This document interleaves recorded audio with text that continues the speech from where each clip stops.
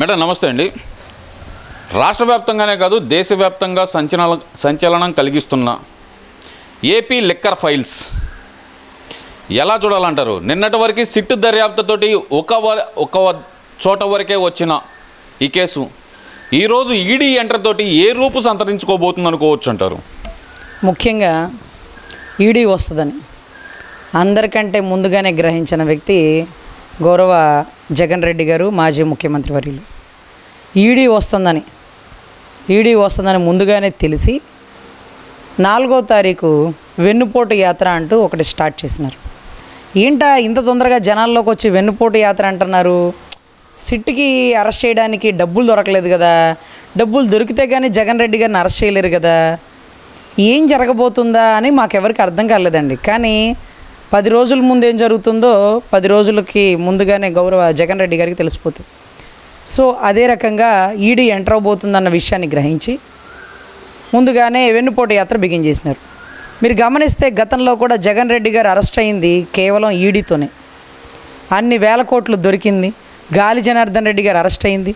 ఈ రోజుకి దాంట్లో అరెస్ట్ కమ్ శిక్ష పడింది కేవలం ఇటువంటి ఈడీ కేసుల్లోనే. సో సిబిఐని పరిగెట్టించవచ్చు, కానీ ఈడీకి డబ్బు దొరికిందో చాలు, ₹1 దొరికినా కౌంటే ఇక్కడ. సో అటువంటి పరిస్థితుల్లో సిట్ దర్యాప్తు వ్యవస్థతో ఈడీ నిన్న చర్చలకి కూర్చుంది. సిట్ దర్యాప్తుదారులు మేము ఎంతమందిని ఇంట్రాగేషన్ చేసినా లిక్విడ్ క్యాష్ అంటే డబ్బులు మూటలు దొరకని పరిస్థితి జరుగుతుంది.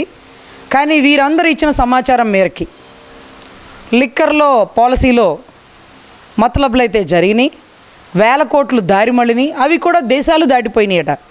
మరి ఇక్కడ ఒక మూట కూడా దొరకట్లేదు అంటూ సిట్టు కమ్ ఈడీ కూర్చొని నిన్న చర్చలు జరిగినాయి. చర్చలు జరిగాక ఇవాళ రోజు A1 రాజ్ కసిరెడ్డి గారితో బిగిన్ చేస్తారు.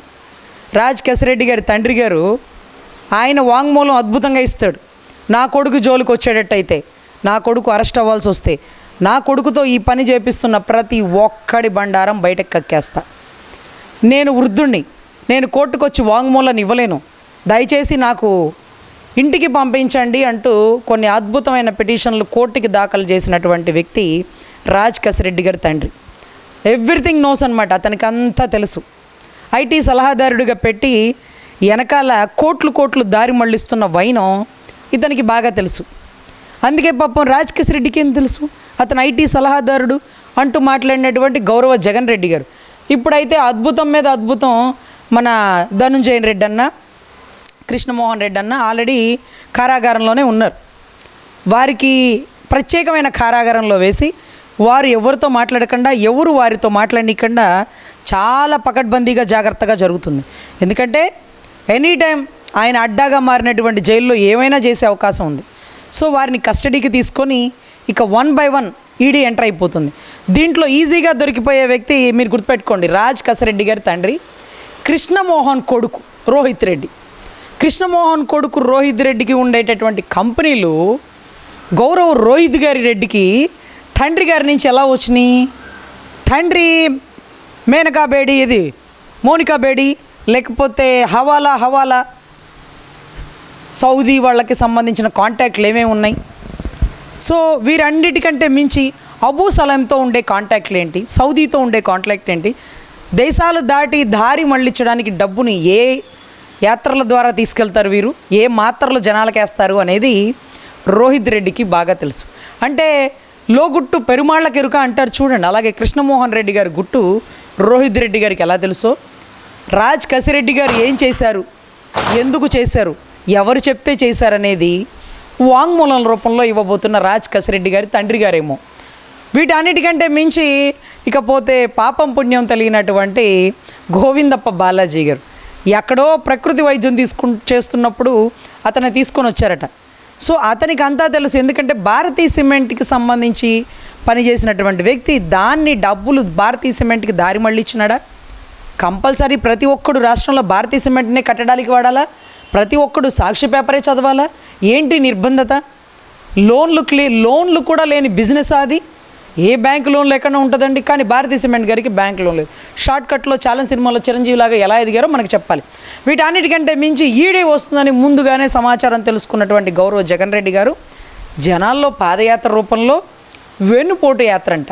ఈ వెన్నుపోటు యాత్ర ఎవరికి పొడిచారో ఒకసారి మనం మాట్లాడుకుంటే, నాన్నగారి యాక్సిడెంట్ అనుమానాస్పదం, బాబాయ్ గారి గుండెపోటు, గొడ్డలిపోటు తెలియని పరిస్థితి, వీటన్నిటికంటే మించి విజయమ్మ గారికి కారు యాక్సిడెంటు, టైర్ పంచరు, పాపం ఈ రోజుకి ఆంధ్రాలో అడుగు పెట్టలేని పరిస్థితి.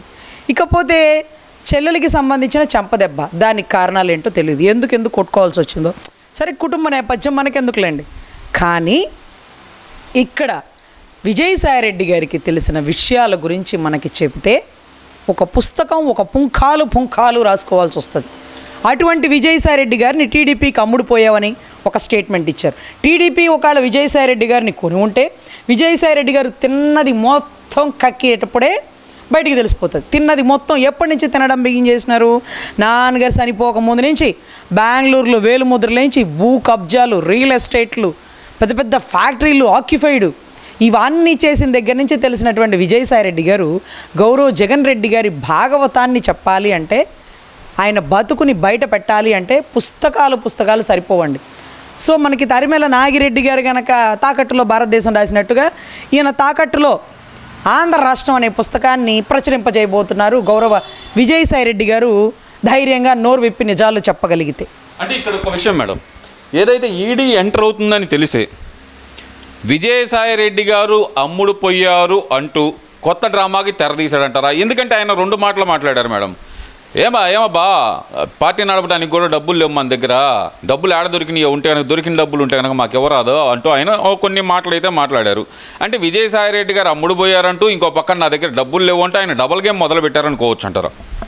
అసలు కోట్లు దారి మళ్ళీ ఇచ్చారంటారు. ఎక్కడే కోటి, ఏదో ఒక కోటి పట్టుకురండి, ఏమప్పా అసలు పార్టీ నడపనీకి అవ్వట్లేదే అన్నాడు. ఇదే పదాన్ని మీరు 2009లో అనుకుంటా, బహుశా గుర్తులేదు నాకు ఇయరు, రాజశేఖర రెడ్డి గారు పార్టీ నడపడానికి ఇబ్బందిగా ఉంది, నా ఇల్లు తాకట్టు పెట్టుకొని వచ్చిన డబ్బుతో పార్టీ నడపడానికి కూడా ఇంటి కాగితాలు సరిలేకపోతే చంద్రబాబు నాయుడు గారి దగ్గర పర్మిషన్ తీసుకొని కొన్ని విషయాల్లో ఆయన ఇల్లు తాకట్టు పెట్టుకొని డబ్బు తెచ్చుకున్నారు.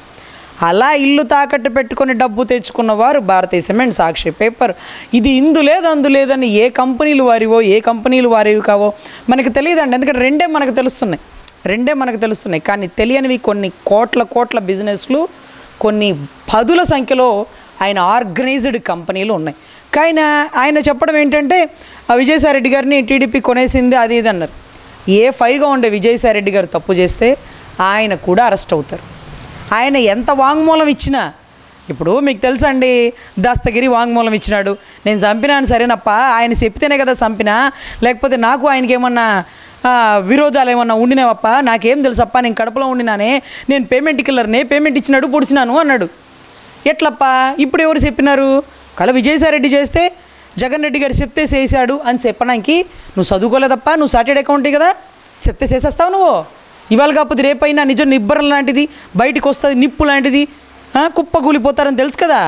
దస్తగిరి అంటే వాడు పేమెంట్ కిల్లరు, వాడికి తెలియదు. వాడి ₹1 ఇచ్చి వాడినే దొరికిచ్చారు, వాడినే దొంగగా ముద్రించారు, వాడిని బయటికి తెస్తానని చెప్పారు. ఈలోపు ఈడీ ఎంటర్ అయిపోయింది, సిబిఐ ఎంటర్ అయిపోయింది, డబ్బులు బయటకు వచ్చేసినాయి. ఈడీ సార్ జగన్ రెడ్డి గారిని రోడ్డుకి ఇచ్చాలంటే ఒక్క ఈడీ. అంటే ఇక్కడ ఒక విషయం మేడం, సిబిఐని కూడా పట్టించుకోని జగన్మోహన్ రెడ్డి ఈడీ అంటే భయపడటానికి గల ప్రధాన కారణం ఏంటి అనుకోవచ్చు అంటారు? ఈడీ ఇతను నేరం చేశాడు, ఇతను నేరం చేయడం చెప్పదు సార్. ఈడీ కామ్గా వచ్చి డబ్బులు మూటలు ఇదిగోండి దొరికినాయి, ఇదిగోండి 15 కోట్లు ఇక్కడ ఉన్నాయి, ఇదిగోండి 20 కోట్లు ఇక్కడ ఉన్నాయని చెప్పేసి కామ్గా వెళ్ళిపోతుంది సార్. ఇక్కడ ఈడీ పని ఏంటంటే, ఇప్పుడు సపోజ్ దొంగతనం జరిగింది అనుకోండి, పోలీస్ కుక్కలను పిలుస్తారు. కుక్కలకి ఏం తెలుస్తాయి పాపం, ఎక్కడెక్కడ దొంగతనం జరిగిందో మొత్తం అంతా ఇది ఇక్కడ ఉంది పట్టించి వెళ్ళిపోతుంది. మనం వాటి మీద పగబడతామా? లేదే, వాటికి ఏం తెలుసు, మనం చెప్తే చెయ్యవు అవి. సో ఈడీ కూడా సేమ్ యాస్టీజ్ వచ్చేసి రాజకేశ్వర రెడ్డి గారు డబ్బులు ఎక్కడ పెట్టారు, గోవిందప్ప బాలాజీ గారు మూటలు ఎక్కడికి మోసుకుపోయారు, ఇవన్నీ పట్టించి సార్ ఇక్కడ 15 కోట్లు, ఇక్కడ 2000 కోట్లు, ఇక్కడ 4000 కోట్లు, ఇక్కడ 300 కోట్లు, ఇదిగోండి సార్ అని చెప్పి సంతకాలు పెట్టి వెళ్ళిపోతుంది. అప్పుడు ఎంటర్ అవుతుంది సిబిఐ. దీనికి ముందు సిట్, మధ్యలో ఉండే ఈడీ కుంభస్థలాన్ని బద్దలు కొట్టిపడేసింది. ఈడీ అంటే ఆయన ఒళ్ళు ఎంత దగ్గర పెట్టుకుంటారంటే, గౌరవ్ జగన్ రెడ్డి గారు అరెస్ట్ అయ్యేటప్పుడు అండి ఒక హోటల్లో కమ్మగా కప్పు కాఫీ తాగుతూ ఉన్నారు. హోటల్ తాజో మరేమో తెలియదు కానీ కప్పు కాఫీ తాగుతున్నారు. సడన్గా ఈడీ వాళ్ళు ఎంటర్ అయ్యి అరెస్ట్ అనేసారు. అప్పుడు అర్థమైంది ఈడీ ఎంత చాకచక్యంగా చాప కింద నీరులాగా పనిచేసుకొచ్చేది. అటువంటి ఈడీతో నిన్న సిట్ దర్యాప్తు వ్యవస్థ 10 గంటలు చర్చలు జరిపాక అర్థమైపోయింది ఏంటంటే మీరట్ట గమ్మునుండండి, మాకు విషయ సమాచారం ఇవ్వండి చాలు, మేము చూసుకుంటాం అని ఎంటర్ అయిపోయింది. ఫస్ట్ రాజకేశ్ రెడ్డి గారి దగ్గర కూర్చున్నారు. రోహిత్ రెడ్డి గారిని అడుగుతారు, ఈ డబ్బులని ఎక్కడెప్పా అని. ఆ డబ్బులు మా నాన్నగారికి జీతం 1,50,000 వచ్చేదండి, ఆయనండి ఒక 20 కోట్లకు లోన్ పెట్టుకున్నారండి, వచ్చేసిందండి. ఏమో 1,00,000 రూపాయల జీతం గాడికి 20 కోట్లు లోన్ ఏ బ్యాంక్ ఇచ్చినదో చెప్తే మా కలెక్టర్లు, మా ఐపీఎస్ ఆఫీసర్లు, పాపం రిటైర్మెంట్కి దగ్గర ఉన్నటువంటి కాలేజ్ లెక్చర్లు వీళ్ళందరికీ 1,00,000 రూపాయల జీతం, వీళ్ళు కూడా వచ్చేస్తారు. వీళ్ళు కూడా 20 కోట్లు 30 కోట్లు వాళ్ళ పిల్లలకి వ్యాపారం చేయించాలని ఉంది పాపం. ఏ బ్యాంకు ఇవ్వట్లా, మీకే బ్యాంక్ ఇచ్చిందమ్మా? అబూసలేం బ్యాంకా? మోనికా బేడి డబ్బులా? హవాలా లావాదేవీలా? ఎట్లప్పా, ఎట్లా ఎదిగినావన్నా? మీ అమ్మగారు ఏమన్నా ఆస్తులు వరకట్నాన్ని ఇచ్చి తెచ్చినదా? మీ నాన్నగారి జాగ్రత్త ఏమన్నా ఉందా? మీ నాన్నగారు చిన్న డిప్యూటీ తహసీల్దారు ఎంఆర్ఓ నుంచి కేడర్ నుంచి ఆర్డీఓకి వచ్చినాడే, ఒక ఎంఆర్ఓ ఉన్నప్పుడు రెసిడెన్స్ సర్టిఫికేట్ ఇచ్చినాడే. ఏమప్పా ఎక్కడి నుంచి వచ్చినదే? నీ రోహిత్ రెడ్డిని కనుక ఎర్రగేస్తే నాన్నగారి గురించి అతి చిన్న వయసులో ఉన్న రోహిత్ రెడ్డి మొత్తం కక్కేసి నాన్నగారికి జగన్ రెడ్డి గారు ఇచ్చినారండి, నాన్నగారు బినామీగా మా కంపెనీలు పెట్టినారండి, ఎట్లా మొత్తం వచ్చేసిద్దండి. రాజకేశ్ రెడ్డి గారి తండ్రి రోహిత్, ఇంకా చాలామంది ఉన్నారండి లేడీసు, వాళ్ళు కూడా బయటకు వచ్చి కక్కడానికి అందరూ సిద్ధమైపోయారు. సో ఈడీ పాదయాత్రలో ఎలా అరెస్ట్ అవుతుందో అది కూడా చెప్తానండి. అంకుశంలో రాజశేఖర్ గారు రామిరెడ్డిని కొట్టుకుంటూ లాగుల మీద తీసుకెళ్ళిన సీన్ మీకు గుర్తుందా? ఆ సీన్లో రామిరెడ్డి ప్లేస్లో జగన్ రెడ్డి గారు ఉంటారేమో. అదే అంకుశంలో రాజశేఖర్ ఎవరు అనేది మీకు ఇప్పటికే వచ్చేసి ఉండాలి. నిజాయితీగా ఉండేటటువంటి అధికారిని ఒకరిని అక్కడ నుంచో పెడతారు, ముందే చెప్పేస్తే పాప అతన్ని ఇబ్బంది పెడతారులేండి, అందుకే చెప్పను. సో ఇలా సీన్ ఎలా జరిగిద్దంటే ఆయన తాడేపల్లి ప్యాలెస్లో ఉంటే వెహికల్ లోపలికి వెళ్ళిపోయి అక్కడ ఎక్కించుకొచ్చింది కదా, ఇది కదా సీను. కానీ సీన్ అలా పండనివ్వడండి. ఎలా పండిస్తాడు? 4వ తారీఖు పాదయాత్ర బిగించేస్తాడు. బిగించేసిన పాదయాత్ర మధ్యలో ఈడీ ఎంటర్ అయిపోతుంది. అక్కడ గొలుసులు కట్టుకొని కొమరం భీముడు అనే ఒక టైటిల్ సాంగ్ వేసేలాగా ఆయన స్క్రీన్ రెడీ చేసుకున్నారు. కానీ ఏం జరుగుతుందో, ఆయన పాదయాత్రకు బయటకు వస్తారా, జీవో నెంబర్ 1 సృష్టిస్తారా, లేకపోతే ఈడీ రోడ్డు మీద రామిరెడ్డి గారి లాగా తీసుకెళ్తుందా? Whatever it may be, wait and see.